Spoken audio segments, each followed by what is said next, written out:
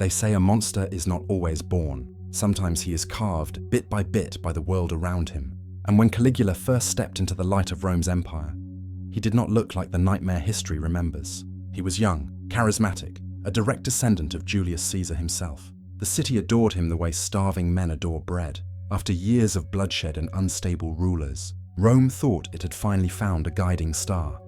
But beneath that carefully polished image, there were shadows, old, quiet, waiting shadows. Caligula's childhood was not the life of a prince raised in silk and marble. He grew up in military camps, walking alongside his father, the celebrated General Germanicus, Rome's golden hero. Soldiers loved Germanicus and, by extension, the small boy they nicknamed Caligula, meaning little boots. They dressed him in miniature armor, laughed, lifted him onto their shoulders. The empire smiled at him, believing his future shone bright. But Rome is a place where admiration easily becomes fear. Germanicus died suddenly under circumstances that were officially natural, but everyone whispered otherwise. Poison, plotting, order from above. Caligula's mother publicly accused the emperor. She and Caligula's brothers were arrested, exiled, starved, executed.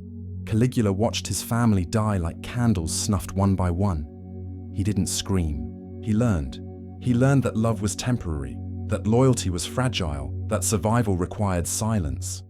As he grew, Rome's politics only sharpened the lesson. He lived under Emperor Tiberius, a ruler so paranoid and cruel that the palace became more prison than home. Tiberius's villa was a maze of whispers, informants, and quiet killings disguised as justice.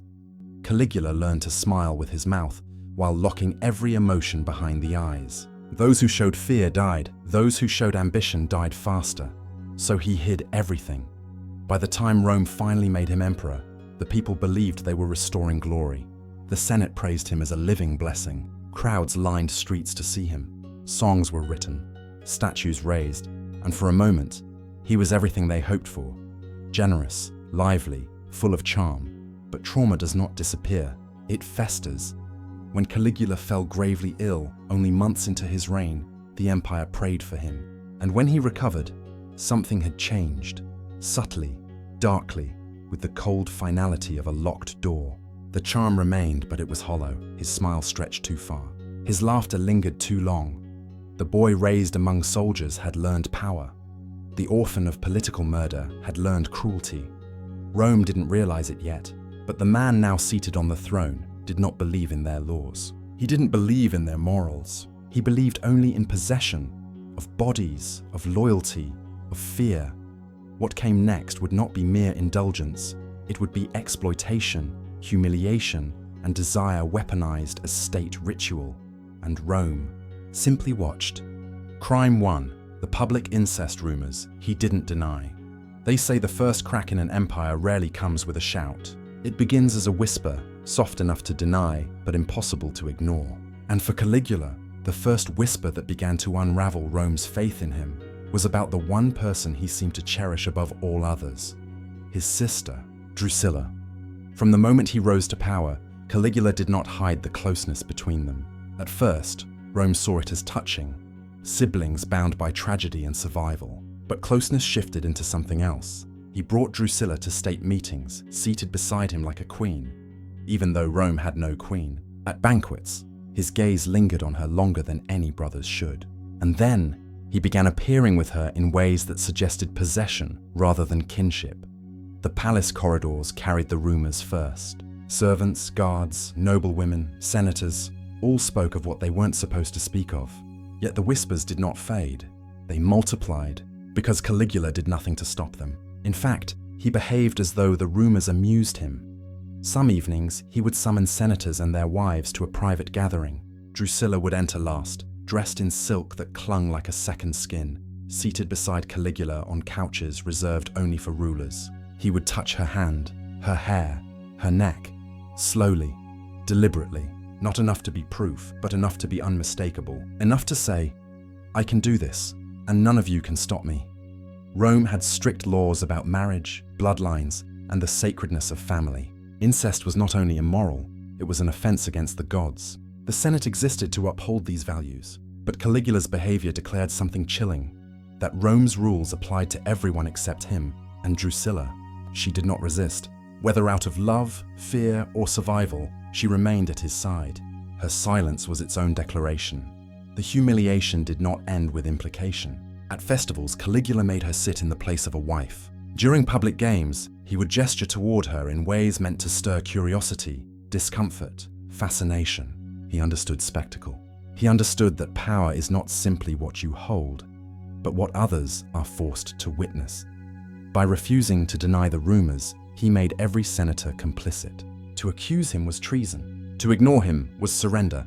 The empire that claimed to be built on virtue was now ruled by a man who wore sin like a crown, and Rome stayed quiet. Because if Caligula was willing to break the most sacred boundary in Roman culture, then what else was he willing to defy? What else was he willing to take? And yet, this was the beginning. For as attachment to Drusilla deepened, so did his belief that desires were law. When the line between ruler and god blurs, the world trembles. For all of Rome, crime too. Turning the palace into a brothel. It began quietly, like all of Caligula's cruelties did. An idea whispered behind closed doors. A joke made at a banquet. Something too absurd to be real. But soon Rome realized it wasn't rumor. It was happening in plain sight. Caligula converted an entire wing of the imperial palace into a brothel. Not a brothel for common pleasure or private indulgence. No, this was a state enterprise, a spectacle, an act of domination. The rooms were decorated with marble, incense, and silk. Golden lamps flickered against polished walls. It looked luxurious, but its purpose was raw humiliation. Rome's noblewomen, wives of senators, daughters of ancient houses, women whose families had shaped the empire, were summoned to serve. Their rank did not protect them. Their marriages did not shield them. Their protests did not matter. The emperor had decided to be chosen was not temptation, it was sentencing. Imagine a senator, sworn to uphold Rome's dignity, walking toward the palace with the knowledge that his wife was inside, forced to entertain men while the ruler of the empire watched. Imagine the silence at dinner afterward, the way eyes avoided meeting. Shame became a weapon sharper than any blade. Caligula understood that the destruction of pride was more lasting than death.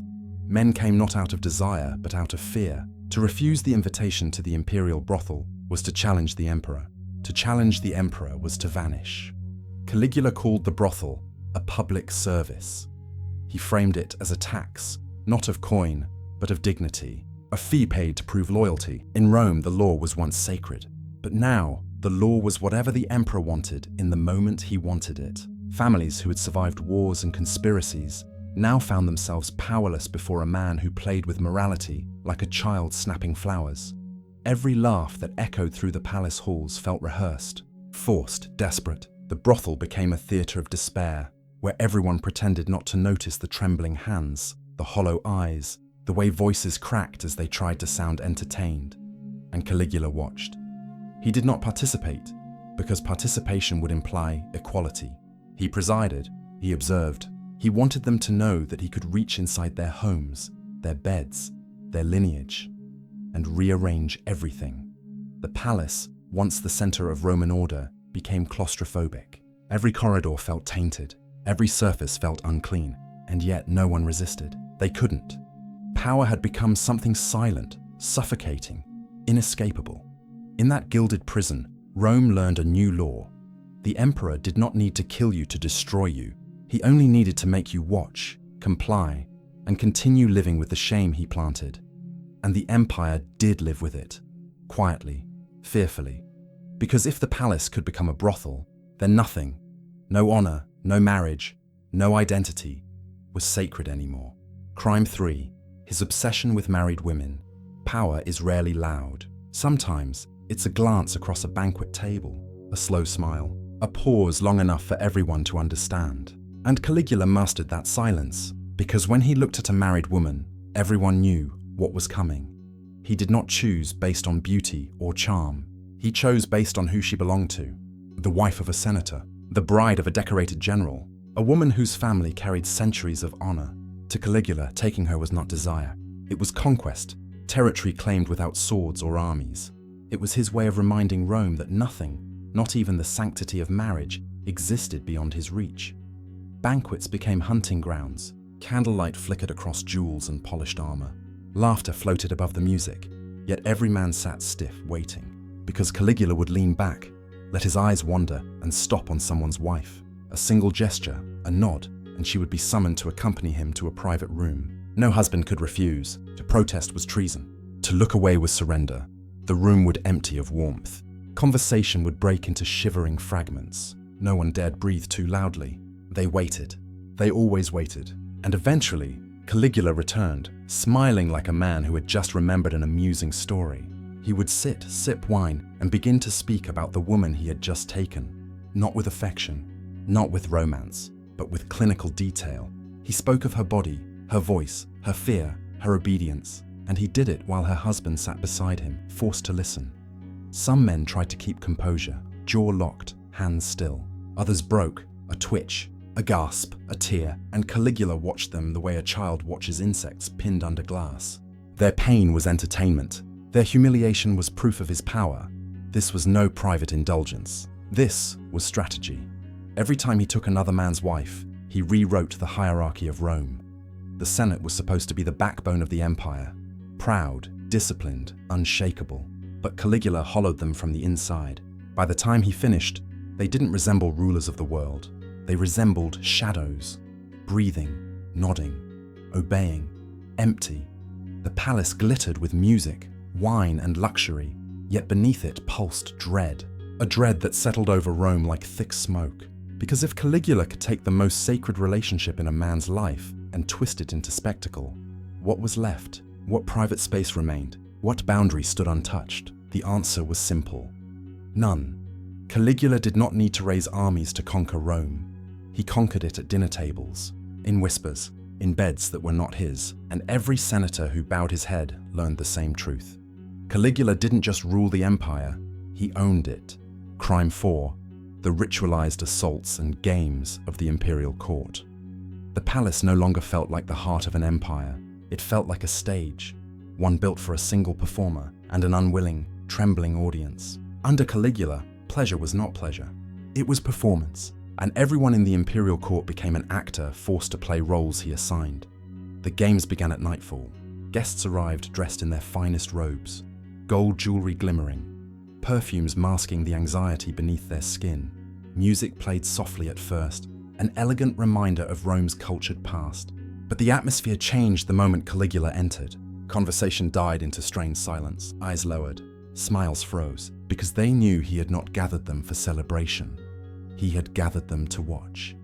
Caligula liked to select participants himself. A gesture, a pointed finger, a slow circling of the room, savoring the fear. He would choose couples, sometimes strangers, sometimes bitter rivals, sometimes husband and wife. Then he forced them into the center of the hall, where silk cushions and polished mosaics became the stage for his cruel theater.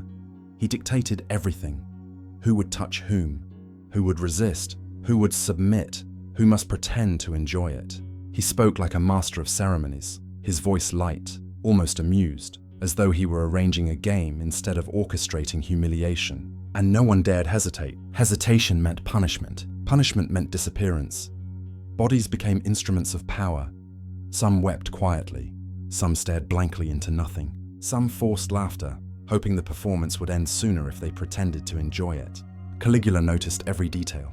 He delighted in discomfort, in the trembling of hands, in the flicker of shame behind eyelids. He wanted Rome's elite to know that even their most intimate selves were subject to his design. Rome once celebrated refinement, philosophy, rhetoric, beauty. The empire believed itself superior to the chaos of the world. Yet now its finest citizens crawled across marble floors under the command of a man who found joy in erasing dignity. Desire was no longer desire, it was subjugation. Consent no longer existed. Pleasure had been turned inside out, made into a punishment, a lesson, a weapon, and the court learned to adapt. They clapped, they praised, they toasted. They acted as though these spectacles were expressions of freedom and indulgence, rather than coercion. The laughter that filled the palace was brittle, unnatural, echoing like something broken. They bowed deeper, smiled wider, and pretended harder, because survival depended on illusion. Little by little, the palace became a kind of cult, Not a religious one, but a cult of fear centered around a single man's appetite. Morality dissolved, identity blurred. People forgot who they had been before the performances began. In the end, no one needed chains. The court had learned to chain itself, and Caligula watched, perfectly still, perfectly pleased, knowing he had reshaped Rome, not by law or war, but by the quiet, devastating destruction of the soul. Crime 5. The pregnant woman incident. There are moments in history where cruelty stops being spectacle and becomes something far more disturbing, quiet, personal, and irreversible. And for Caligula, that moment is remembered in whispers, because even ancient historians struggled to put it into words.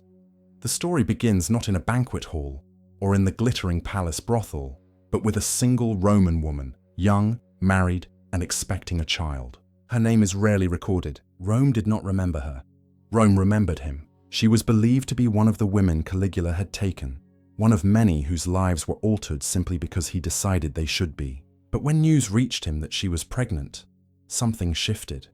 Caligula claimed the child was his, not with pride, not with affection, not with any of the emotions one would expect from a father.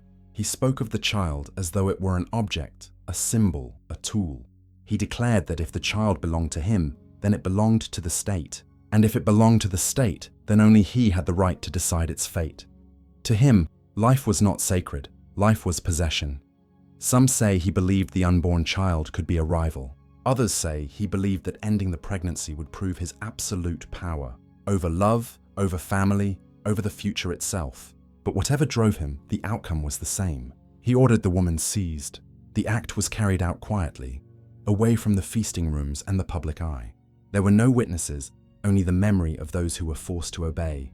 It was not fast. It was not merciful, the woman pleaded, first with reason, then with desperation. But reason had no place in the palace anymore, and desperation was an inconvenience. Those present could only watch, powerless, as Caligula turned her body into a cruel demonstration. And when it was over, there was no announcement, no triumph, no remorse. The woman was discarded, erased, her story swallowed by silence. But the silence said more than any scream could, because this act was not about lust or humiliation. It was not about breaking a man or disgracing a family. It was about the destruction of something pure, something that symbolized continuity, hope, and the future. By ending that life, Caligula proved that nothing in Rome was beyond his reach. Not innocence, not motherhood, not the very idea of tomorrow. Rome had watched as he mocked tradition, destroyed marriages, and twisted desire into punishment. But this moment felt different. This was not the corruption of the living. It was the desecration of what could have been. And yet, Rome still stayed silent. Because now, the fear was not just of losing one's honor or status, or freedom. The fear was of losing one's humanity entirely. From this point on, the story of Caligula no longer feels like excess. It feels like horror. Crime 6 and 7, the banquets of fear. The final spiral by this point, Rome no longer celebrated when Caligula called for a banquet. They attended because attendance was survival. These gatherings were no longer places of conversation, politics, or luxury. They were stages built for terror. People called them, quietly, the banquets of fear. The seating arrangements were the first signal. Caligula chose who sat where, not based on rank, family, or tradition, but on whim. Some seats were placed near him, close enough to hear his laughter to be acknowledged. Others were placed at the ends of the table, adrift and exposed. Those who sat there understood. Caligula would glance toward them occasionally, not with anger, but with curiosity, the way a child looks at something he plans to break. And the worst part was the waiting. He would speak to them with warmth, ask about their families, their health, their dreams for the coming year. The conversation felt almost gentle, but everyone at the table knew that by sunrise, one of those voices might be gone. The meal became a performance of forced calm, hands steadying cups, smiles stretched too tightly, every heartbeat a reminder of mortality. Sometimes, before the killing, he staged one last humiliation, a final display of power. He would summon the spouse of the chosen guest, force an act of public intimacy, making the soon-to-be condemned watch. It was a cruel punctuation mark, a message: I break you before I end you. The executions came later, quiet, efficient, expected. This was no longer indulgence. It was psychological warfare. but the spectacle had its cost. Power built on terror is power built over fire. It spreads, it consumes, and eventually, it burns the one who ignites it. Caligula began to see betrayal everywhere. Senators whispering in corners, guards exchanging looks. Even friends laughing too long became suspicious. His paranoia sharpened into delusion. He declared himself a living god, not metaphorically, but literally. Temples were ordered to honor him. Statues of Jupiter were altered to resemble his face. He walked through the palace as though the ground only existed because he stepped on it. Rome was no longer a state. It was his stage, his shrine, his world. Yet beneath the divine facade was fear. His fear. Because to a man who believes everyone plots against him, every shadow looks like a dagger. The Senate, once humiliated into silence, now found unity in shared terror. Whispers turned into plans. Plans turned into conspiracies. Even members of his own guard began to consider what would happen if Caligula lived much longer. The banquets continued, the humiliation intensified, the killings grew more frequent. But the power that once felt absolute now trembled. The empire had reached a breaking point. Caligula believed he was untouchable. Rome had begun to remember that monsters can bleed. They killed him in a hallway, not on a battlefield. It was a narrow passage inside the palace, where marble walls pressed close and torchlight flickered weakly. Caligula was returning from another spectacle disguised as ceremony, a reminder he believed himself eternal. But eternity lasts only as long as fear holds. And fear had begun to fail. The conspirators were not heroes. They were men stretched to breaking, senators, officers, even his own guards. They did not speak of justice, only necessity. They knew if they hesitated, they would die. They knew history might not absolve them. But they also knew something had to end. When the first blow struck, Caligula did not scream. He looked shocked, as though reality itself had betrayed him. He had believed himself beyond harm for so long that mortality felt impossible. He reached out, not to fight, but expecting someone to intervene. No one moved. Strike after strike, the emperor fell. Not as a god, not as a sovereign, but as a man of blood.